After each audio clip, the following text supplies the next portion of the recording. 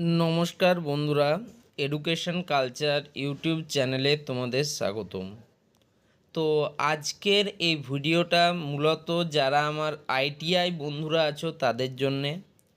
তার কারণ দেখো, তোমাদের যে ফর্ম ফিল আপ প্রসেস হচ্ছে ওয়েস্ট বেঙ্গল স্টেট কাউন্সিলের তরফ থেকে তোমাদের একটা জানো যে কমন কিন্তু অনলাইন অ্যাপ্লিকেশান এবছর হয়েছে আইটিআই এবং পলিটেকনিক 2024-এ অ্যাডমিশনের জন্য। এবং তোমাদের যে ফর্ম ফিল আপ অর্থাৎ আইটিআই বা পলিটেকনিকের যে ফর্ম ফিল আপ তার লাস্ট ডেট ছিল কিন্তু 31শে মে 2024, অর্থাৎ 31/5/2024। এর পরবর্তীকালে নতুন কোনো ফর্ম কিন্তু আর জমা নেওয়া হয়নি। তবে তোমরা যারা ফর্ম ফিল আপ করেছিলে তাদের যদি কোনো ডকুমেন্ট আপলোডে অসুবিধা ছিল বা পেমেন্ট রিলেটেড সমস্যা ছিল বা পেমেন্ট তোমরা করোনি, তাদের কিন্তু ডেট এক্সটেন্ড করে সেটাকে 5 তারিখ করা হয়েছিল। অর্থাৎ যদি আমি এক কথায় বলি, 31 তারিখই তোমাদের ফর্ম ফিল আপের লাস্ট ডেট ছিল। এবার বেশিরভাগ ক্ষেত্রে প্রত্যেক বছরের একটা ট্রেন্ডের যদি হিসেব বলি, তাহলে এই যে ফর্ম ফিল আপ প্রসেস তার শেষ হওয়ার মোটামুটি 15 থেকে 30 দিন, খুব বেশি হলে ম্যাক্সিমাম ক্ষেত্রে কিন্তু 15 দিন বা খুব বেশি হলে 30 দিনের মধ্যে কিন্তু র্যাঙ্ক কার্ড পাবলিশ হয়। তো আইটিআইদের ক্ষেত্রে বলো বা ডিপ্লোমাদের ক্ষেত্রে, যার ক্ষেত্রেই বলো না কেন, আমি যেহেতু এই ভিডিওটা আইটিআইয়ের ক্ষেত্রে বানাচ্ছি, তাহলে তোমাদের কিন্তু ফর্ম ফিল আপ যে প্রসেস সেটা মোটামুটি শেষ হয়ে যাওয়ার 15 থেকে 30 দিনের মধ্যে, অর্থাৎ তুমি ধরে রাখো 15 জুন থেকে 30 জুনের মধ্যে কিন্তু র্যাঙ্ক কার্ড পাবলিশ হওয়ার চান্স হচ্ছে সর্বাধিক। বা তার 1-2 দিন আগে হতেই পারে, কিন্তু মানে ম্যাক্সিমাম চান্স যেটা রয়েছে সেটা হচ্ছে 15 থেকে 30 জুনের মধ্যে। এবার দেখো, অনেকে বলে আমি অনেক গোপন সূত্র থেকে খবর পেয়েছি, এই পেয়েছি ওই পেয়েছি, এরকম কোনো ব্যাপার নেই, ঠিক আছে? কোনো গোপন সূত্র যারা কাউন্সিলে বসে আছে তারা ছাড়া খুব একটা জানে না। ওকে, খুব রেয়ারি কেসে কোনো টিচার যদি জেনে থাকেন তাদের কাছ থেকে আমরা জানার চেষ্টা করি, বাট গোপন সূত্র বলে সেরকম কোনো সূত্র হয় না।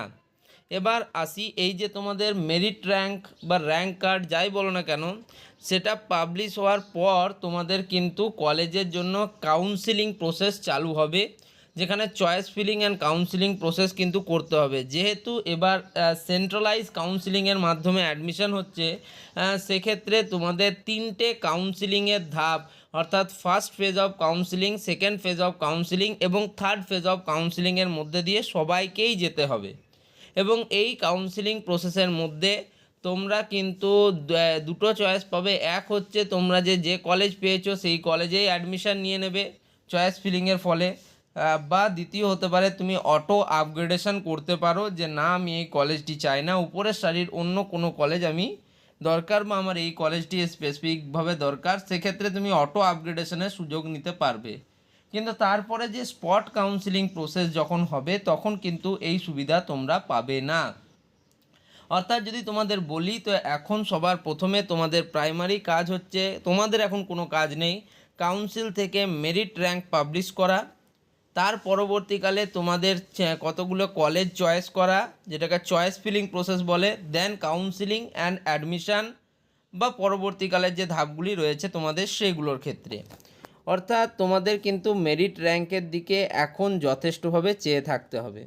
এবার দেখো, যেহেতু সেন্ট্রালাইজ কাউন্সিলিংয়ের মাধ্যমে যদি তোমাদের অ্যাডমিশান হয়, সেক্ষেত্রে একটা স্পেসিফিক ডেট কিন্তু কাউন্সিল থেকে জানিয়ে দেওয়া হয়েছিল, যেটা হচ্ছে মোটামুটি 31/8/2024, অর্থাৎ 31শে আগস্ট। দিনটা 15 দিন এগোতে বা 15 দিন পেছোতেই পারে, আমি এটা তোমাদের আগেই বলে দিচ্ছি। তো 31শে আগস্টের মধ্যে কিন্তু তোমাদের এই যে প্রসেসগুলি, অর্থাৎ তোমাদের কাউন্সিলিং, অ্যাডমিশান, সমস্ত প্রসেস কিন্তু শেষ করে দেওয়ার কথা বলা হয়েছে। এটা শুধুমাত্র পশ্চিমবঙ্গের যে পলিটেকনিক কলেজগুলো আছে বা আইটিআই কলেজগুলো আছে শুধুমাত্র তাদের জন্য নয়, এটা পুরো দেশ জুড়ে, দেশের কথা আমি বলছি সেই হিসেবে। কিন্তু বেশিরভাগ ক্ষেত্রে দেখা যায় সেপ্টেম্বরের প্রথম 10টা দিন বা 15টা দিন কিন্তু লেগে যায় পুরো প্রসেসটা কমপ্লিট হতে। তো যাই হোক, তোমরা এখন ধরে রাখো জুন, জুলাই এবং আগস্ট এই 3টে মাসের মধ্যে তোমাদের র্যাঙ্ক কার্ড পাবলিশ হওয়া, কাউন্সিলিং প্রসেস শুরু হওয়া এবং তোমাদের কিন্তু অটো আপগ্রেডেশন হওয়া বা তুমি পরবর্তীকালে অ্যাডমিশন হওয়া, এই প্রসেসগুলো কিন্তু বেশিরভাগটাই 3 মাস চলবে। অর্থাৎ এই 3 মাসে তোমাদের উপর যথেষ্ট কিন্তু লোড আসবে। তাই তোমাদেরকে আমি আগে থেকে একটা সহজ বুদ্ধি বলে দিই, তোমাদের যেহেতু তোমাদের র্যাঙ্ক কার্ড পাবলিশ হবেই, সেই হিসেবে তোমরা আগে থেকে প্রিপেয়ার হয়ে নাও যে আমি কোন ট্রেডে পড়াশুনো করব। ধরো তুমি আইটিআই আছো, তুমি ফিটার ট্রেড নেবে না, তুমি ইলেকট্রিশিয়ান ট্রেড নেবে না, তুমি মেশিনিস্ট ট্রেড নেবে না, গ্রাইন্ডার ট্রেড নেবে, বা তুমি কোন ট্রেডটা নিতে চাও, কোন ট্রেড নিয়ে তুমি আগে পড়াশুনো করলে তোমার মনে হচ্ছে যে সেটা ভালো হবে। তার জন্য তুমি অনেক ভিডিও রয়েছে চ্যানেলে, ভিডিও দেখতে পারো। তোমরা নিজেদের যুক্তি মতো তোমাদের যেটা মনে হচ্ছে বেস্ট হবে আমার জন্য, সেটাই কিন্তু তোমরা আগে থেকে একটা লিস্ট তৈরি করে নাও যে আমি আইটিআই কল্যাণীতে আমি এই ট্রেডে ভর্তি হতে চাই, আইটিআই মুচিপাড়া বা দুর্গাপুরে আমি এই ট্রেডে ভর্তি হতে চাই, আমার এইখানে আমি এই কলেজে আমি আইটিআই এই ট্রেডে ভর্তি হতে চাই। তার একটা লিস্ট নিজের হাতের কাছে তৈরি রাখো। আর কোন ট্রেড নিয়ে পড়লে ভবিষ্যতে আমার সেটা সব থেকে ভালো হবে, সেটা কিন্তু অবশ্যই খুঁজে বের করার দায়িত্ব তোমার। তাই আমি প্রত্যেকটা স্টুডেন্টকে বলবো, এই সময়টাকে ফালতু তোমরা ওয়েস্ট করো না। তোমরা এই সময়টার মধ্যে নিজেদের কিন্তু অবশ্যই একটা বেস্ট পর্যায়ে নিয়ে যাও, যেখান থেকে তোমাকে পরবর্তীকালে আবার এই প্রসেসটার জন্য ঘুরে তাকাতে না হয়। ঠিক আছে, এমনটা না হয় যে তুমি ভুল কোনো পথে অগ্রসর হয়ে গেলে। তোমার যাওয়ার ইচ্ছা ছিল ইলেকট্রিশিয়ানে, তুমি পেলে না, তখন তুমি ফিটার পেলে, তার জন্য সারা জীবন তুমি একটা দুঃখের মধ্যে থাকলে, এরকমটা যেন না হয়। ওকে, যাই হোক, ভিডিওটা এখানেই শেষ করছি। ভিডিওটা ভালো লাগলে ভিডিওটিকে লাইক করো, বন্ধুদের মধ্যে শেয়ার করো, আর এই চ্যানেলটিকে তোমরা সাবস্ক্রাইব করে রাখো। বলছি তো, তোমাদের প্রত্যেকটা প্রসেসে ফ্রম মেরিট র্যাঙ্ক পাবলিশ থেকে শুরু করে অ্যাডমিশন পর্যন্ত যদি তোমার সাহায্য না করি, তারপর তুমি কিন্তু এই চ্যানেলে এসে বলে দিয়ে যাবে। ধন্যবাদ।